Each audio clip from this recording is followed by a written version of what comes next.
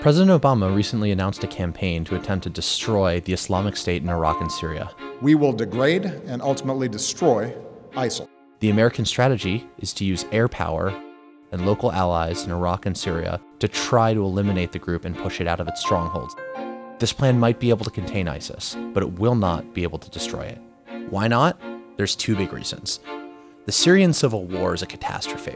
In humanitarian terms, it's claimed about 200,000 lives. It's displaced an extraordinary number of Syrians. But in political terms, there are so many different factions inside Syria with competing incentives that it's very difficult to create an effective and stable anti-ISIS coalition. ISIS is powerful. It's defeated al-Qaeda in Syria, it has defeated Bashar al-Assad, and has defeated moderate Syrian rebel groups on the battlefield right now. The moderate rebels, which Obama is going to support, are very weak, and even training 5,000 or 6,000, as his plan seems to call for, won't be enough in order to defeat ISIS, a force that the CIA estimates between 20,000 and 31,500. Let's move on to Iraq. The problem in Iraq is that there are two really large religious groups that are competing for control over the Iraqi government: Shia Muslims and Sunni Muslims. The Iraqi majority is Shia.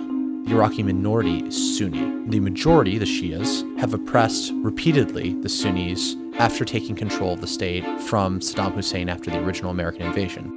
That is fueling ISIS's power because Iraqi Sunnis flock to ISIS. They don't trust the government to maintain their basic rights, and they're willing to try out ISIS rule rather than the central government's rule. The US needs to turn Sunni Iraqis against ISIS. Otherwise, ISIS will have cities to hide in and a large supply of recruits in order to replenish itself. Since 9/11, the United States has not destroyed a single major jihadi group.